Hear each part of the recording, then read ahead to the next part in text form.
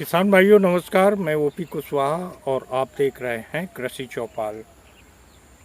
तो किसान भाइयों, इस समय अक्टूबर का महीना की शुरुआत हुई है और खेतों में जो है लाही और सरसों, इसके साथ साथ जहां आलू की खेती होती है वहां आलू की खेती की बुआई होने वाली है।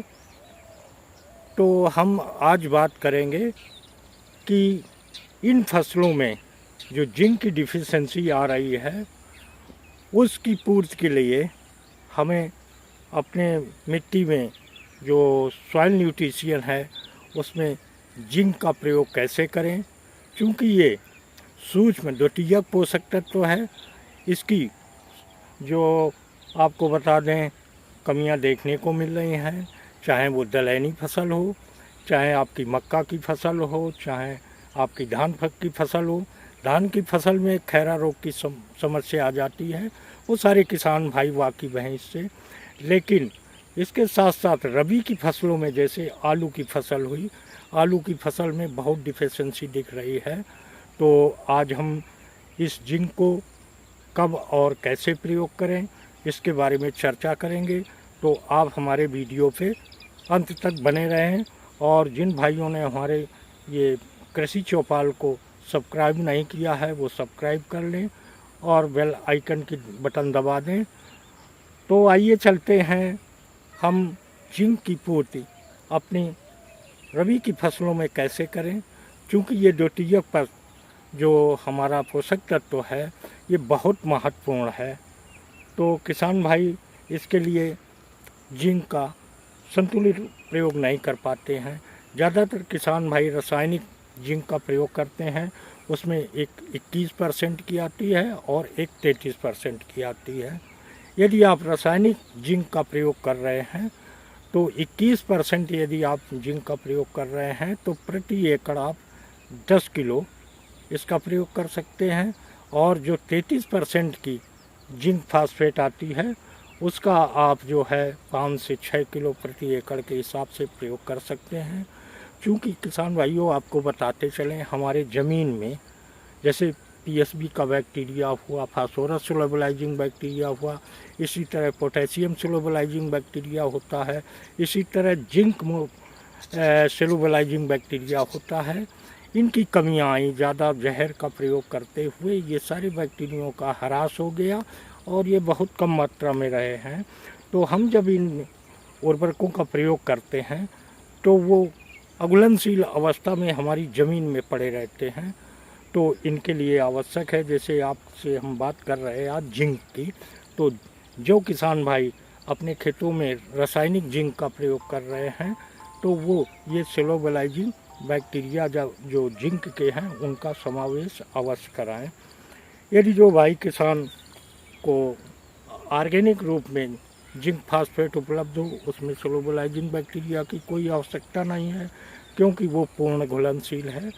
तो हम आज बताते हैं कि जैसे आपको बताया कि दलहनी फसल में जब आप इसकी कमियां देखेंगे तो पत्तियां छोटी होंगी और जगह जगह ब्राउन जैसे कत्थई भूरे रंग के धब्बे बनेंगे और पत्र दल जो है जिसमें नसें होती हैं पत्तियों की वे हल्की हरी होंगी और पत्र दल हल्का पीला होता चला जाएगा और सूखना शुरू हो जाएगा।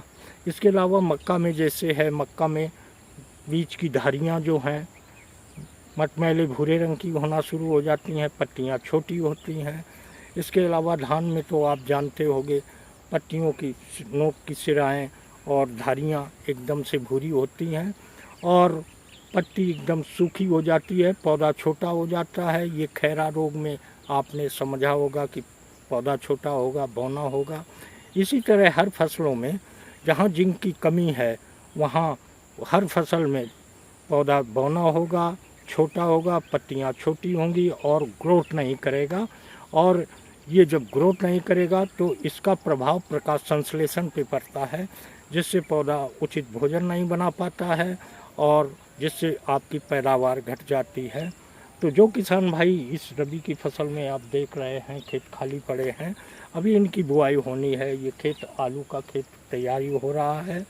तो जो भाई किसान जिंक सल्फेट का प्रयोग कर रहे हैं वो अपने खेतों में जैसे पहले ये जुताइयाँ हुई हैं तो जिंक का प्रयोग पहले जुताइयों में अलग से कर लें।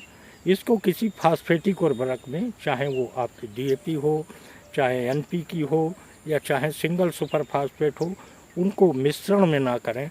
यदि आप मिश्रण कर देते हैं तो जो आपका जिंक सल्फेट डाल रहे हैं उसके भी पोषक तत्व खत्म होंगे और जो फास्फेटिक उर्वरक डाल रहे हैं उसके भी जो है पोषक तत्व खत्म हो जाएंगे और जो आपने लागत लगाई है, जो आपने निवेश किया है, वो आपका व्यर्थ में जाएगा। तो किसान भाइयों ये ध्यान रखें कि फास्फेटिक उर्वरक में जिंक सल्फेट का कतई मिश्रण ना करें। उसको 1-2 जुताइयाँ पहले डाल दें अथवा आप जो है पहले बुरकाव कर दें फिर फास्फेटिक उर्वरक का प्रयोग बुरकाव करें। तो आज हम ऑर्गेनिक डीएपी की बात करेंगे, ये ऑर्गेनिक जिंक सल्फेट की बात करेंगे। ये ग्रीन प्लैनेट का है। ऑर्गेनिक जो जिंक सल्फेट 33% का है। इसकी मात्रा जो है 4 किलो प्रति एकड़ लगती है और ये सारा का सारा घुलनशील है। और इसमें आपको बता दें जो जिंक सल्फेट आप डालते हैं उसमें 15 से 16% सल्फ़र की मात्रा होती है। काफ़ी किसान भाई आलू में सल्फ़र अलग से प्रयोग करते हैं। सल्फ़र की ज़्यादा आवश्यकता नहीं होती है। तो आप जो इस जिंक सल्फेट का आप प्रयोग करेंगे तो उसमें 15% सल्फ़र की मात्रा है। तो आप जब जिंक सल्फेट डालेंगे तो सल्फ़र की डालने की आवश्यकता नहीं है। तो आप इस जो ग्रीन प्लैनेट का ये जिंक सल्फेट है इसको आप 4 किलो प्रति एकड़ के हिसाब से बुरकाव कर दें। ये सारा का सारा घुलनशील है। इसके साथ 15% आपका सल्फ़र भी मौजूद है। तो 2 तत्वों की आपकी पूर्ति हो जाएगी। यदि किसान भाइयों के खेतों में ज़्यादा डिफिशिएंसी है जिंक की तो वहाँ पे क्या करें, जैसे आलू में आपने देखा होगा कि आलू का जो कंद होता है वो कहीं सिकुड़ा होता है, कालीमा चमड़ी पे होती है। वो ब्लैक कर्व की बात नहीं कर रहे हैं, चमड़ी की बात कर रहे हैं। काफ़ी जगह सूखी होती है। जब आलू काटते हैं तो उसके बीच में काला काला पोला पोला जगह निकलती है। तो ये जिंक सल्फेट की डिफिशिएंसी का कारण है। पौधे पे तो अलग दिखता है, ये कंद पे भी आ जाता है। तो जहाँ खेतों में ज़्यादा डिफिशिएंसी है तो आप ये ऑर्गेनिक जिंक सल्फेट का प्रयोग करें जो 4 किलो प्रति एकड़ लगता है। इसके बाद जब आपकी फसल